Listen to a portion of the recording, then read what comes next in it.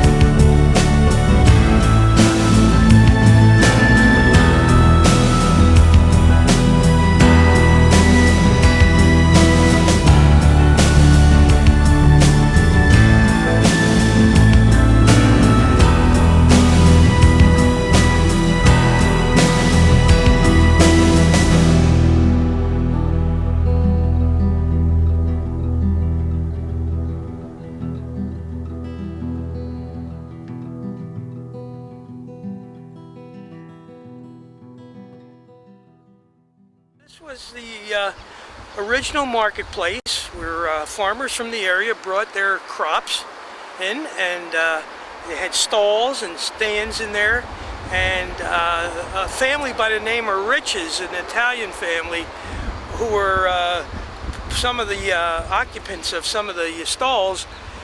They were funny. They had loud voices, and they'd be husking their products, you know, and it was you'd always go in there, you'd hear a Rich's voice in the background. But anyway, it not only was it a farmer's market, but there was a hall on the second floor, and many of the ceremonies, weddings, and other community affairs were held in this hall.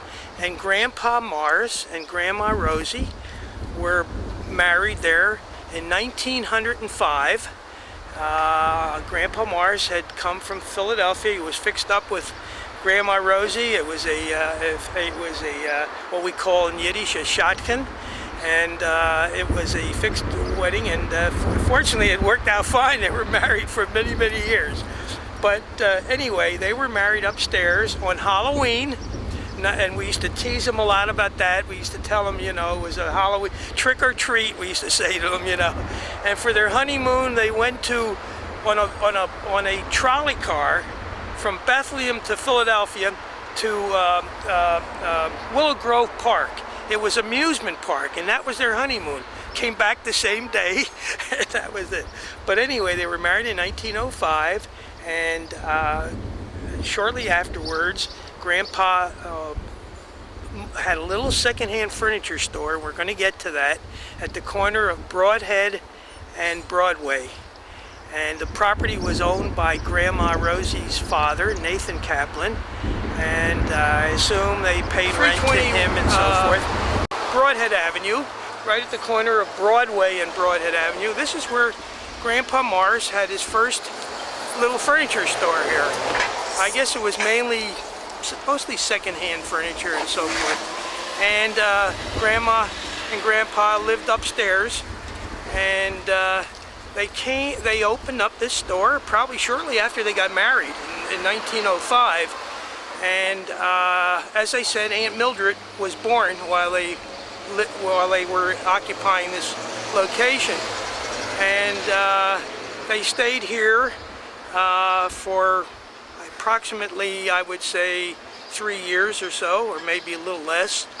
And from here they moved up to Graham's Court, which we will shortly see. It's a little alley, and that was sort of an upgrade, I guess, at that time.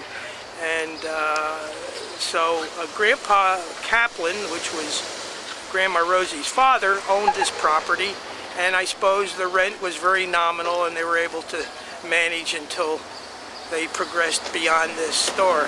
And so that's the extent of this location here, and I suppose it gave them a good start, and that's it.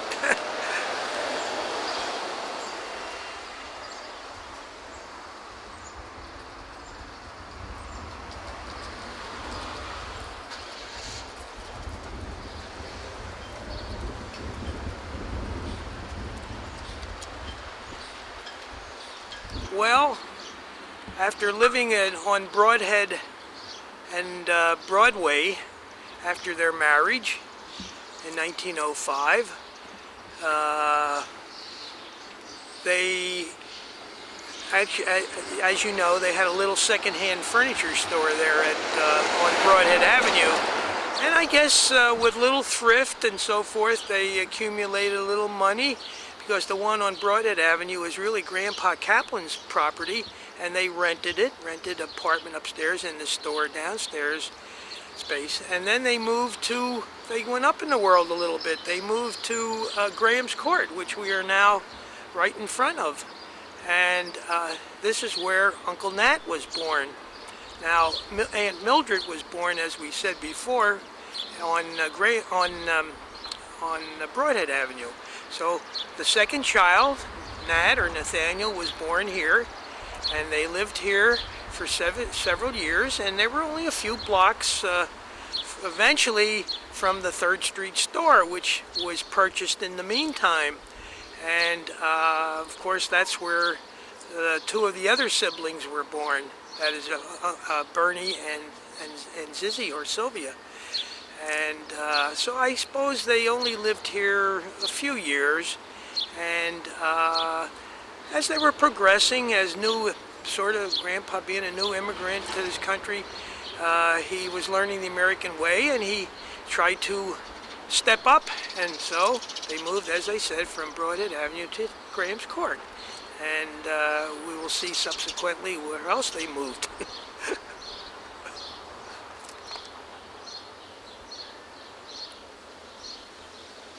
Well, here we are, standing in front of 217 East 3rd Street, which became the home of M. Glazier Furniture for many, many years, until in the 70s, when, as I said before, illness and Grandpa passed away and Uncle Bernie's health failed, and they decided to sell to the Bethlehem Steel for a measly, if I remember correctly, I think they got $28,000 for the building. Wow, that was, Bethlehem Steel always got bargains. They wore you down until they got a miserly figure for the property, and that was their technique, unfortunately.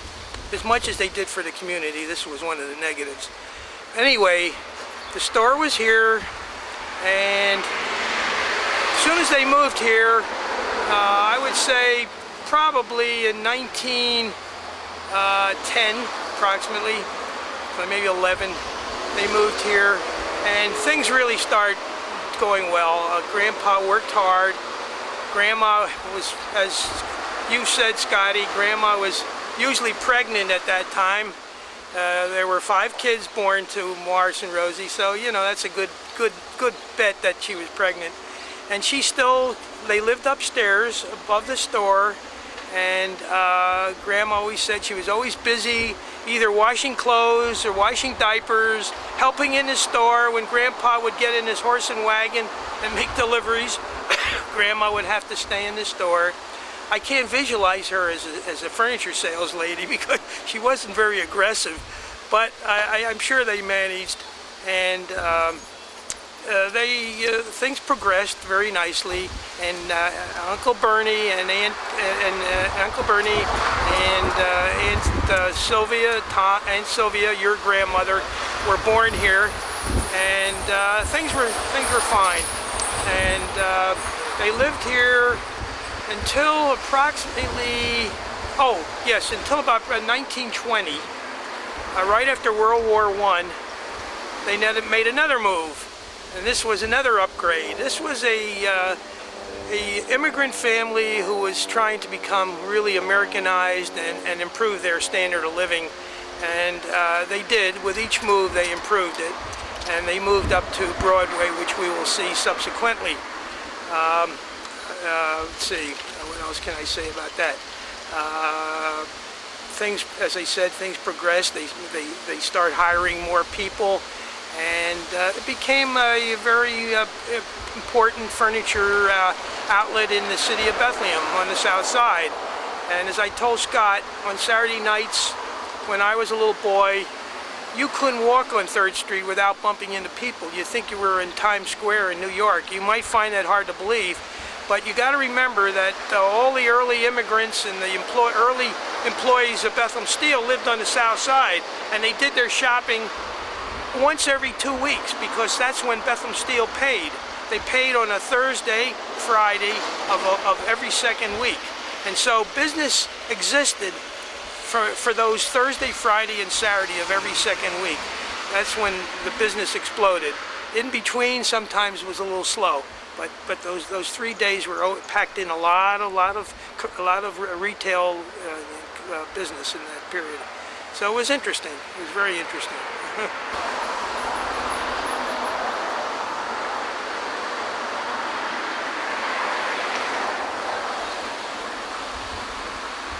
This is the approximate area.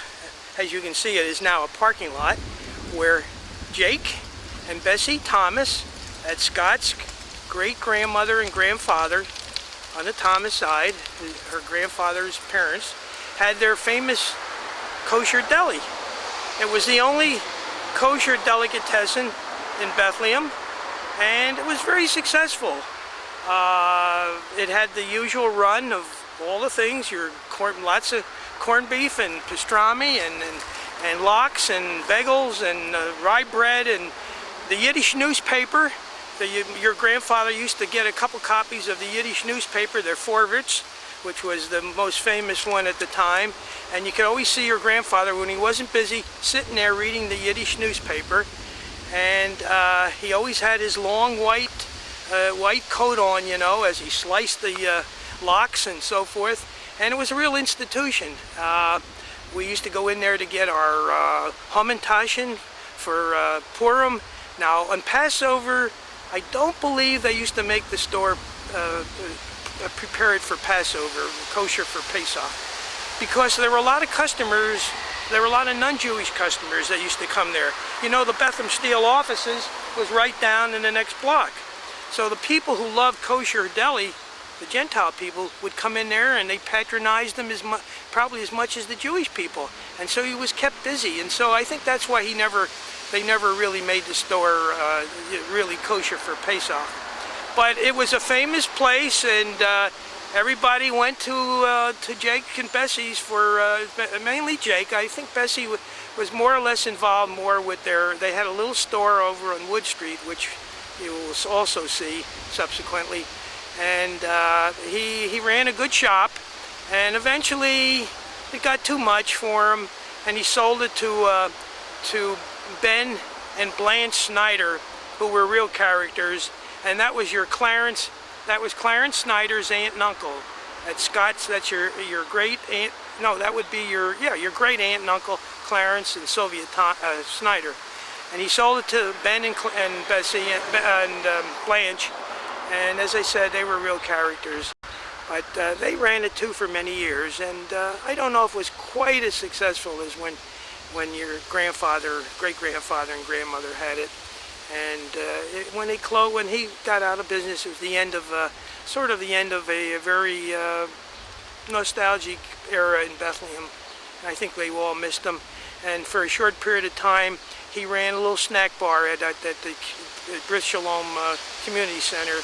And our kids, when they went to Hebrew school, he always went up to Jake, and he always gave them a little extra portion of ice cream or something, since we were in the mishpacha. So it was nice.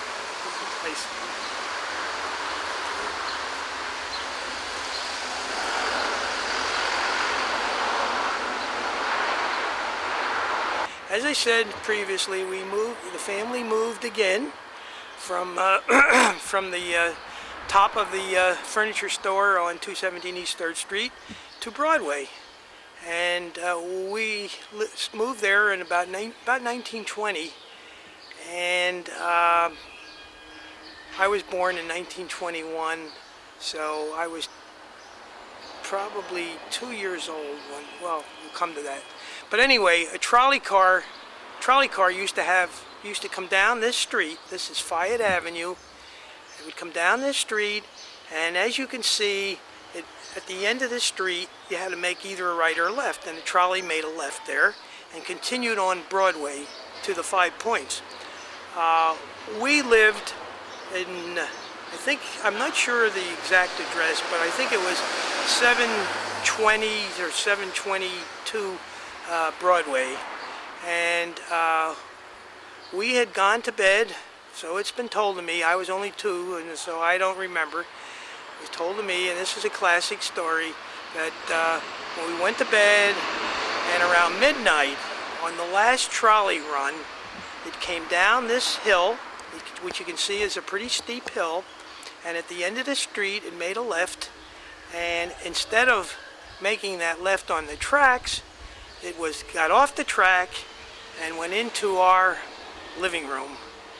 And of course, I assume, since I don't remember, that was quite an event. But anyway, that was enough to scare Morris, Grandpa Morris, that it's time to move, and they weren't going to take a chance of another trolley car coming into our living room. So at that point, we moved up to West 3rd Street. I must say that my memory of living on Broadway obviously is not there because I was too young, but from my older siblings, I heard a lot of stories. They had a lot of fun. They played, I think my 2 brothers probably picked up a lot of their athletic skills there, Nat and Bernie. And we had nice neighbors. In fact, one of our neighbors right to our right were our cousins. And they had a daughter named Sylvia. And since we had a Sylvia too, my sister Sylvia, either she couldn't pronounce Sylvia or somehow the name Zizzy came out, and that was the origin of her nickname Zizzy. From that point on, she was known in the family circle mostly as Zizzy. And I understand it was very pleasant living there. And then we, as I say, we eventually moved to West 3rd Street. Again, the family Americanizing themselves, making another upgrade in their standard of living, and this time it was into a very nice neighborhood, and they were there for many years.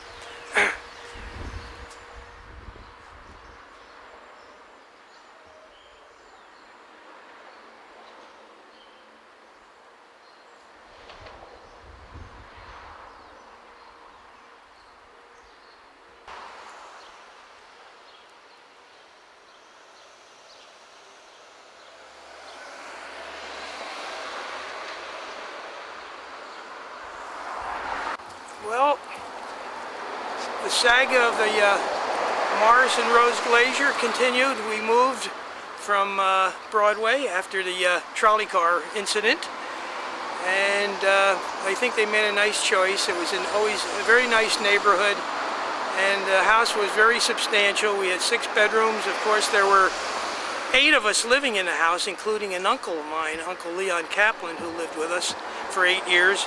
So we occupied all the bedrooms, and we always had lots of company. All the relatives that came to the Lehigh Valley always stayed with us. Grandma never found it difficult to put more food on the table, she always had more than we needed anyway. And we lived here from 1923 until Grandpa died in 1965. 65, yeah, I'm pretty sure it was 65. So I spent most of my unmarried life here in this house, and I have very pleasant memories. It was, as I said, we always had a lot of company, and we enjoyed that. My hobby used to be in the fall that we had 2 chestnut trees in front of the house, and I'd collect chestnuts and usually end up throwing them all away. They weren't edible; they were just chestnuts, you know. But I went to school about 5 blocks from here. And of course I went to Hebrew school. The community center was only about 7 blocks from here. So I walked up and down this street many times. And Grandma Zizzy practically lived most of her life here. She went to Webster School, Madison School, and then Webster School, and then to Brockle. Well, it was called Southside Junior High School then. It became Brockle when I went to school there. And went to Liberty High School. We had a movie theater down the end of this hill here, the Globe Theater, and it was fine. It was nice. And what happened is a lot of the well-to-do families that lived here when we moved here eventually moved to other areas, or some of them died off, and most of these private homes in this area became fraternity houses. And that was interesting, always having young students around. And eventually, Lehigh decided to have all their fraternity houses at the campus, so there were no longer any fraternities, and then they all became apartments. And so we had all these apartment houses around here. Usually that happened more or less by the time I moved out, by the time I had married. And eventually, a lot of the houses on Delaware Avenue now are doctor's offices. So we've seen quite a change in the area. But it was nice living here. Back here, and I used to pitch. There's always like a pitcher, you know, home plate, you know. And I had a basket up against this wall. I used to shoot baskets all the time back here. And right in here, this back porch, we used to build it out, three sections, and they would be in there, and it was kept them warm, you know. And they'd. You want me to tell about that? Okay. Well, this is the backyard of West 3rd Street, where I grew up, and I told Scotty about times during the Depression when I would come home for lunch, because we didn't have any cafeterias in schools in those days, and oft times during the Depression I'd come home, and Grandpa Morris had built a little 4-foot enclosure in the back here, which kept the kitchen warm, but it also was a shelter for people who used to come begging for food, because the roundhouse, the railroad roundhouse, was right down here below below Delaware Avenue here, and a lot of these young fellas would be out on the road hitching on the railroads, going from place to place looking for jobs, and we couldn't understand why they always came to our house and they weren't at other neighbors. One day I discovered a chalk mark under our doorbell in the front porch, and we realized that one told the other one by looking for this chalk mark, and they were always sure to get a fried egg sandwich and a cup of coffee. That was our standard fare.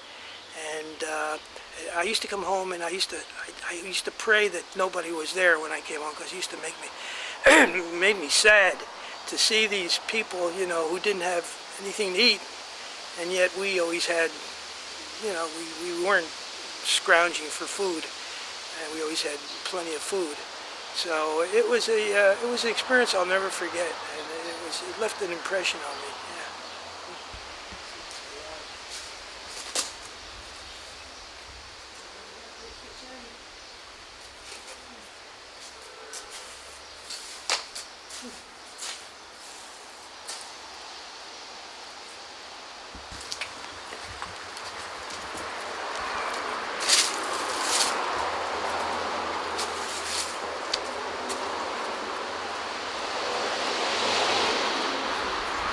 Well, as you can see, this is now a part of Lehigh campus, this building.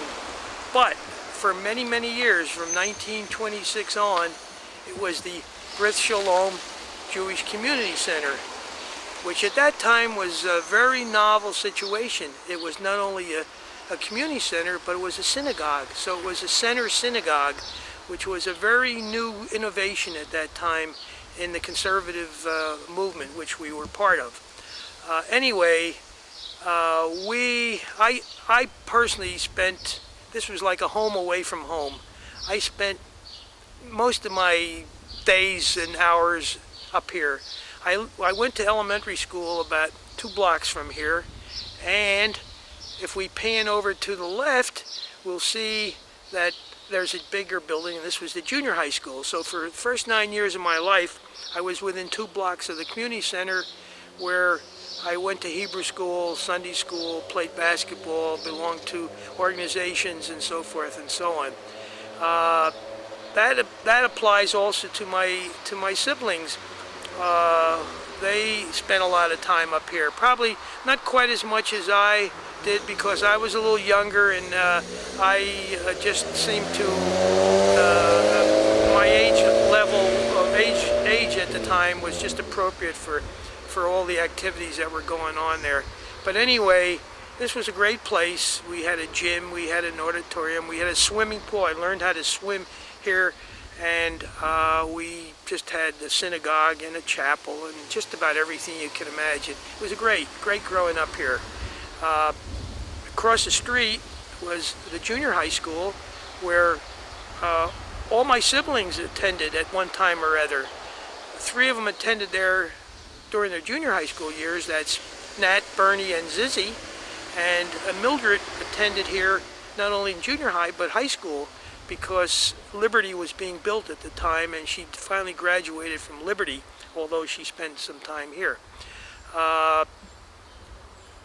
It's interesting to note that when I should have known better, I had just gotten out of the service, and I had just opened my I had begun practice with another dentist at the time, and I was playing touch football on the porch. There was a big porch here, right at the area where you see the Harold S. Moeller Laboratory. There was a big open porch there, and I was reaching for a pass from one of the kids, and I was about 26, 27 already at the time. I lost my balance and went over the porch and landed on my left wrist and broke my wrist, both bones there, and I ended up in a cast. This was 3 weeks after I began my dental practice. So it was sort of a it's sort of a joke now. It's sort of a folk tale, but and people snicker when they think about it. But it wasn't so funny at the time. But anyway, I might mention that Grandpa Mars was one of the original members of the Board of Trustees here. He was a perennial treasurer of the Jewish UJA fund, and he was treasurer of the synagogue, and he was religious chairman, and he was a very ardent member of the congregation. Grandpa Jake Thomas was also a fine member of the synagogue, an active member, came to Minyans regularly when he was no longer active in his business, but he also ran the snack bar here. So the kids, when they came to Hebrew school, looked forward to having some candy or some pretzels or whatever, soda, and Jake Thomas was always accommodating, and I know my kids always used to love to go in there, and Jake, of course, was always nice to them, knowing we were part of the mishpacha. and it was fun. Let's see. I think eventually we're going to go up the hill a bit and show you where the original groundbreaking occurred in 1924. The building was actually occupied in 1926.